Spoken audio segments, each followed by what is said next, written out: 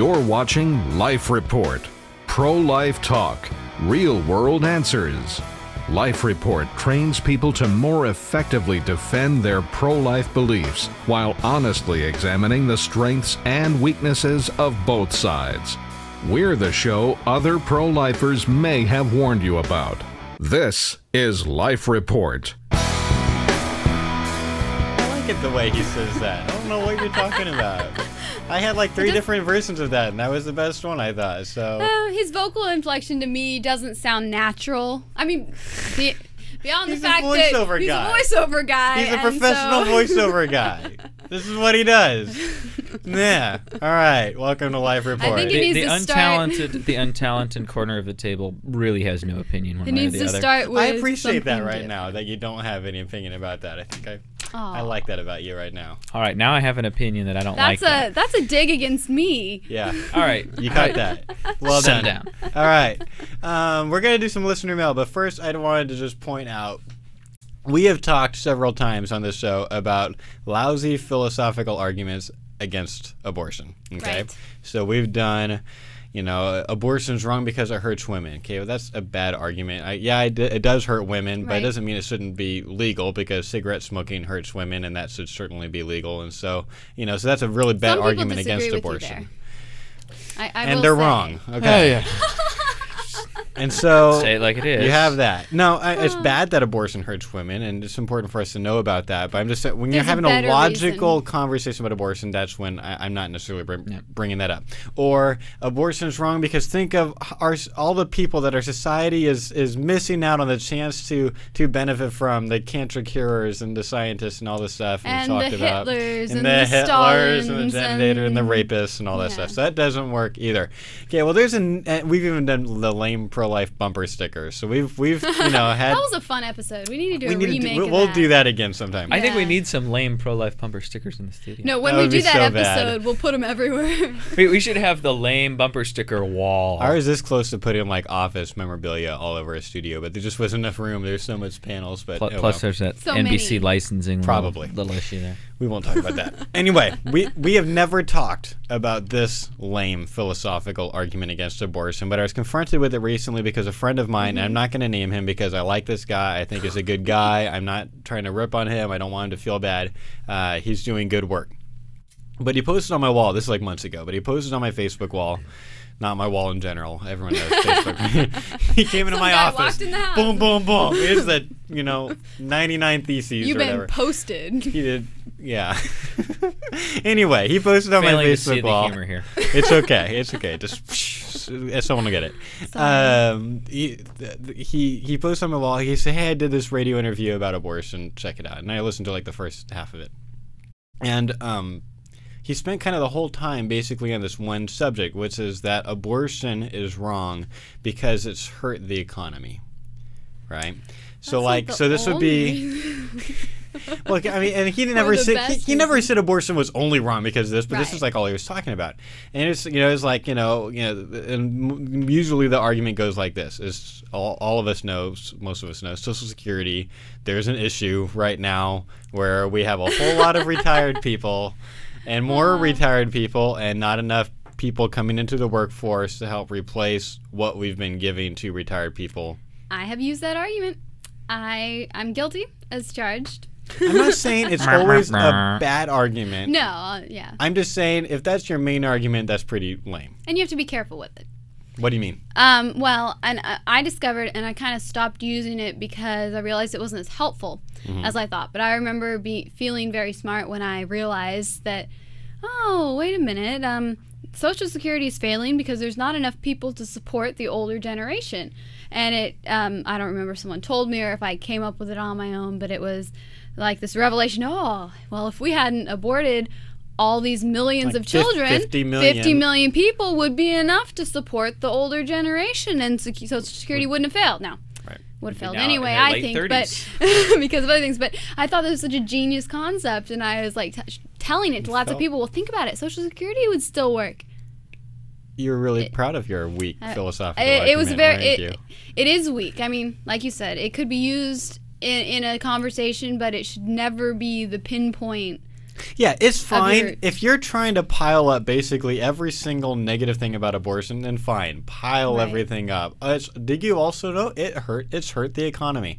But if that's one thing. Right. Because That's not why it's morally wrong. I don't doubt the Social Security thing. Like I think it's oversimplifying to say that's the only problem with Social Security, but Right. certainly I can do that math. That makes sense to me based on what I've seen. Fine. But if that's your lead argument, like let me tell you why abortion's bad.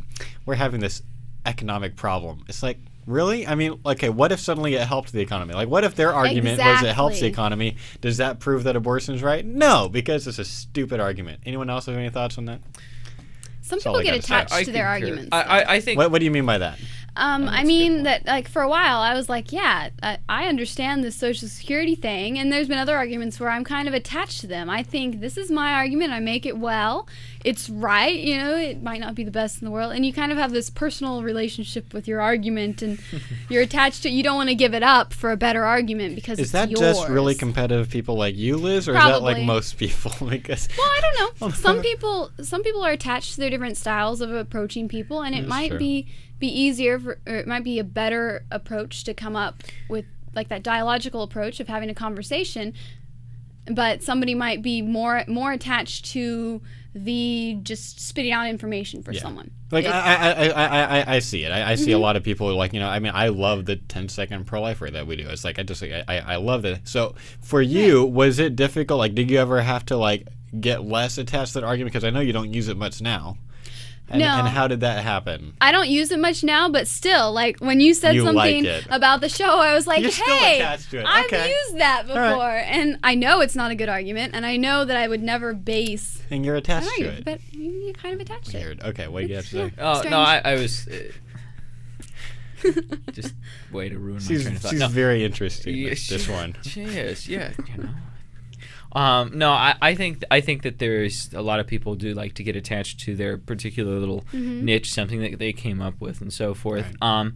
And I think particularly for the individual that wrote this post on the wall, there is validity there, Right. and that definitely is there's some logical Right. connection. Right.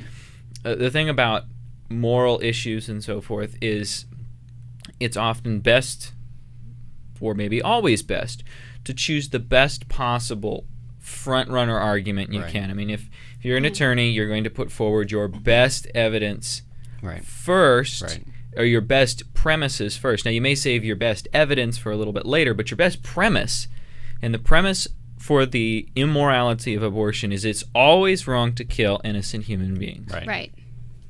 So here's the one caveat I will offer also, because I'm not trying to beat up on this guy. Here's the one caveat I'll offer. This could have been a Christian radio station that has pro-life people on all the time, and usually they're giving a better argument. So maybe Right. like my friend was trying to like, I'm going to give something new, something different. And I've done talks that aren't apologetics talks. I've got a whole talk on Planned Parenthood, on things I think are negative or icky about Planned Parenthood, and a lot of them don't have to do with abortion. But what I'm careful of, at least now, I didn't used to, and so I feel bad, but now what I do is, in the very outset of my talk, I explain very specifically, this is not an apologetics talk. This is Right. not why abortion is wrong, because all I'm doing in this talk is proving that Planned Parenthood, at least in some ways, is an icky organization. I'm not against everything they do, but there's a lot of behind-the-scenes stuff that goes on that's Right. like, ugh, I don't know if I would want to support that. But I say this isn't how you prove abortion is wrong, because all you would prove is that Planned Parenthood shouldn't be doing the abortion, someone else should.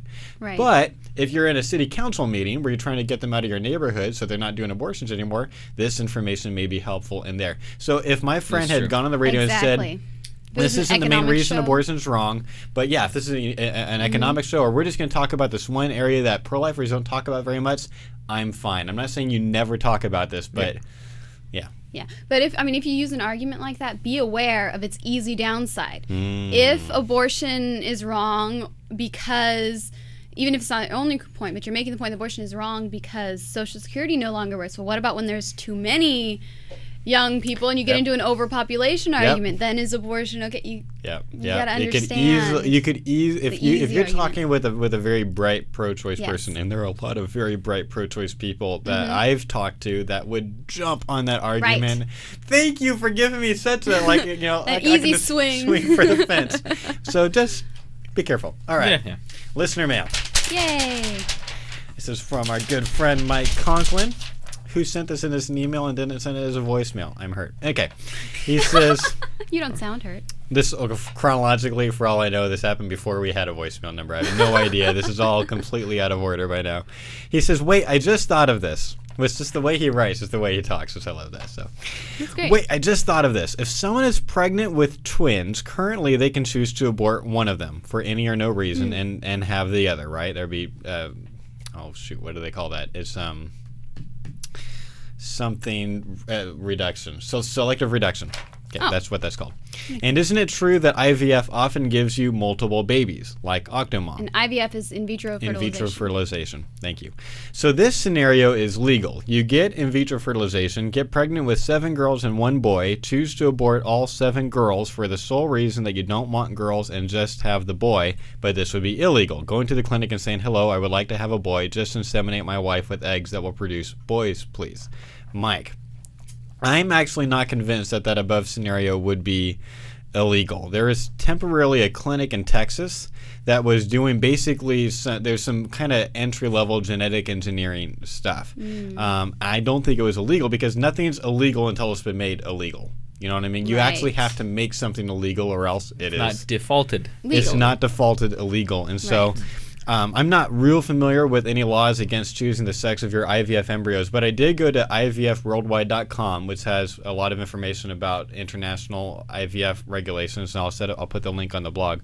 According to them, there are no policies in the U.S. that prohibit sex selection during IVF. Really? Several other countries have, though, including Australia, Canada, France, Germany, Russia, even the Netherlands. Even the Netherlands, gosh, have made it. But here's what's interesting. I was reading, so if you look at, this is like the laws as far as sex selection goes in IVF. They have a table. Some of the countries have made it illegal, but they always say for medical reasons only. So you can do sex selection for medical reasons, but not just for any other reason. And I can't really think of a medical reason that you got to choose a boy instead of a girl or vice versa. So I didn't really know what that means. Yeah, I don't know of any medical condition. I can think of blood factors. Right. Economic health.